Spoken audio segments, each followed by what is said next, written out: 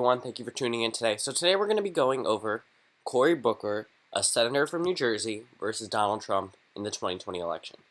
So first, of course, we're going to go through all the solid states like we did before, and I'm going to go over some states that may or may not be toss-up in 2020, depending on the results depending on three different results.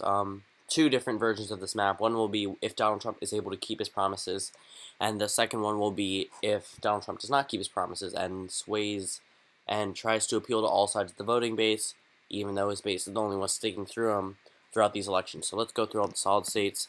Again, Washington, Oregon, California, the entire West Coast, Hawaii, Alaska, safe Republican. Nevada, I'm going to leave as a toss-up. Utah, safe Republican. Arizona, toss-up. New Mexico, toss-up. Colorado, toss-up. Idaho, Montana, Wyoming, South Dakota, North Dakota, Nebraska, except for one electoral vote there, I'll leave as a toss-up. Kansas, Oklahoma, Texas, I'm leaving safe. Just because Cory Booker could possibly spike turnout for Democrats, just like Obama did. But Cory Booker's an establishment Democrat, and I don't see any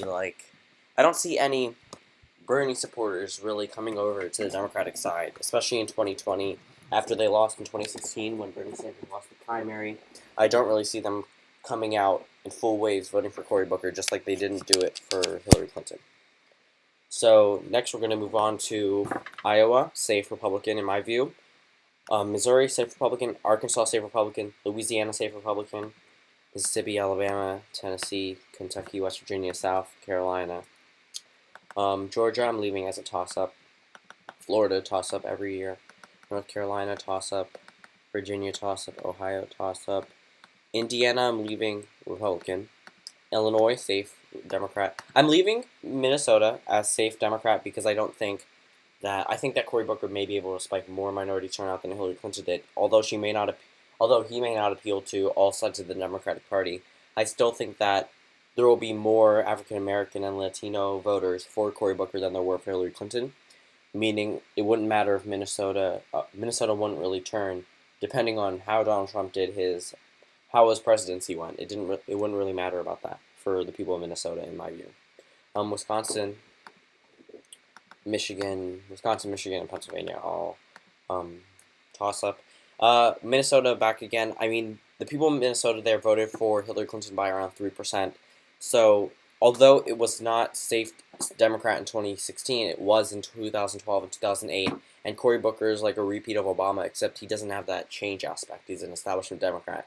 But I do think that more African Americans will come out to vote because Cory Booker is the eventual nominee in this scenario. Now let's go to the Northeast.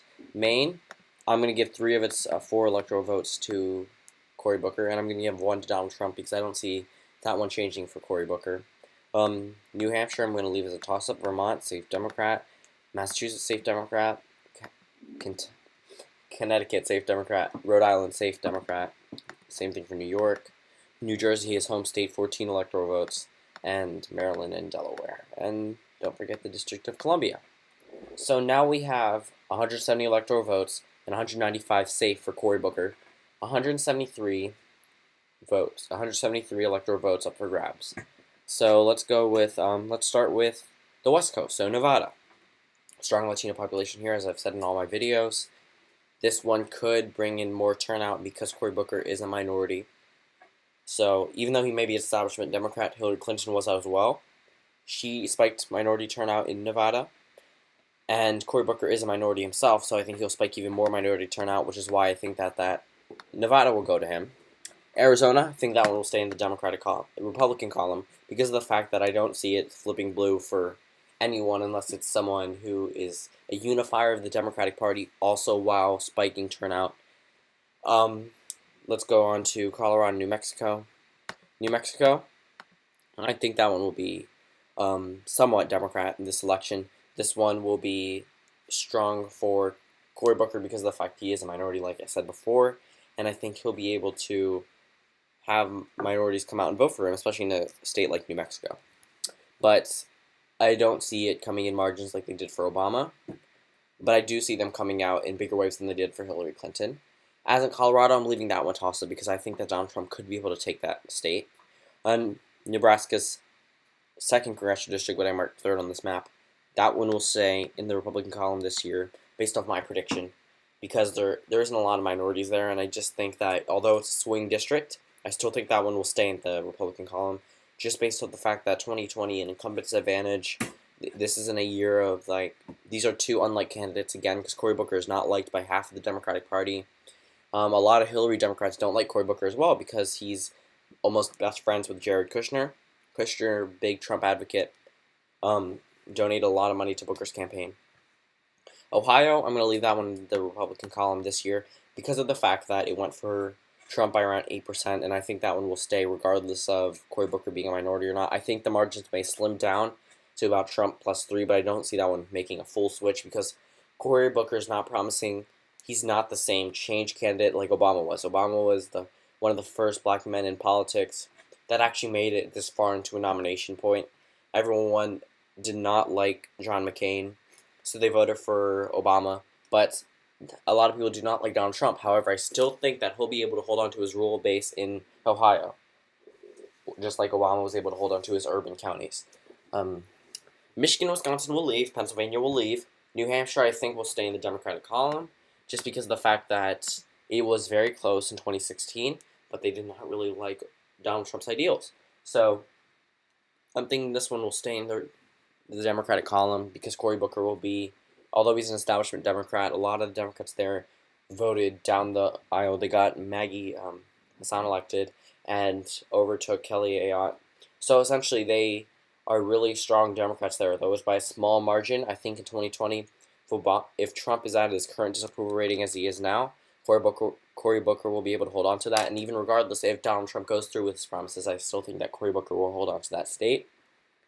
Virginia, I'm going to leave that one in the Democratic column because of the fact that it's slowly turning more Democrat. Voted for Bush by a very large margin, by H.W. Bush by a bigger margin than that, even against Bill Clinton in both of his landslide elections. So essentially, Virginia is a slowly turning Democratic state. North Carolina, I'm leaving that one in the Republican column only because Trump won it by a very large margin in 2016, very large for a swing state as its own. So I'm thinking that one will stay in the Republican column. Georgia, I'm going to leave that one there. And Florida, I'm going to say that one will go to Donald Trump, giving him 244 electoral votes, just because of the fact that Cory Booker is an establishment Democrat. They did not like Hillary Clinton in 2016, regardless. And Cory Booker is not the unifier that the Democratic Party needs. So I don't see a lot of Bernie supporters coming out to vote for Cory Booker. I see a lot of them going to vote for someone like Jill Stein or another third-party candidate. Colorado, I'm going to give to Donald Trump, just because of the fact that I think Colorado will turn to the Republican side in 2020 if Cory Booker is the eventual nominee. It'll be a rerun of like a Hillary Clinton type candidate. It won't be a new change candidate like they're expecting. Colorado is not liked. Colorado does not like Cory Booker. Cory Booker is not a unifier. Cory Booker will probably split the Democratic Party again. There will probably be someone like Elizabeth Warren running against him, even though she's an establishment Democrat. Bernie Sanders liked it, or if Bernie Sanders runs again, and Cory Booker edges him out in the primary, that will split the party vote even more than they did in 2016. And I think that one will flip to the Republican side. Georgia, that one will stay Republican if the entire bottom part of the East Coast stays Republican. The entire South, the red South, that puts Donald Trump at 269 electoral votes, a point where it will go to the House of Representatives if he does not carry the rest of the Rust Belt. This is based on a map where Donald Trump has a low unapproval rating, and he's still at 269. That means he'll go to the House. His vice presidential candidate, probably Mike Pence, will go to the Senate. And based on what I think that the Democrats will control the House by the end of 2018. But I still think that the Senate will be held by Republicans, definitely. Because that one, I think that Republicans will pick up seats, even in a wave election for Democrats in 2018. I think they'll pick up seats in places like Montana or West Virginia. Maybe not West Virginia, but definitely states that went for Trump. That went for Trump by super big margins, but still have Democratic senators there from like 2012. Wisconsin, Michigan, and Pennsylvania. This is the special case here. All these states will flip to the Republican side, in my view, if Donald Trump keeps his promises, brings back jobs to the Rust Belt, if he's able to completely expand their sectors and industrialize the Rust Belt. So, if Donald Trump is able to keep his promises, I'm thinking that he will hold on to these states, giving Cory Booker 223 electoral votes and Donald Trump 315. However, if he does not hold on to his promises, I think that these states will flip back to the Democratic column, and it will tie the Electoral College vote. So this is my final election prediction, unless there's a change in Donald Trump's approval rating, or there's a change in what Donald Trump does. I think that he will hold on to the West Coast, including Nevada, lose Colorado, lose Arizona, keep New Mexico. Although Hillary Clinton did not take Arizona, that one was close. I think that one it will go for an even larger margin than for Trump in 2020. Iowa will stay Republican. The entire South will stay Republican, other than Virginia, lower than the Mason-Dixon line. And then we have Pennsylvania, Michigan, and Wisconsin going to the Democratic side, flipping back. However, I still think that the Electoral College will eventually be in a tie because of Maine's 2nd Congressional District and the way the maps work out. So thank you all for watching. In my next video will probably be I will take some predictions, and I'm working on my election night video. For those of you who are expecting that, I'm working on my election night video, and I'm working on a better software for the election night coverage rather than just making pictures of predictions. I'm working on using a better software.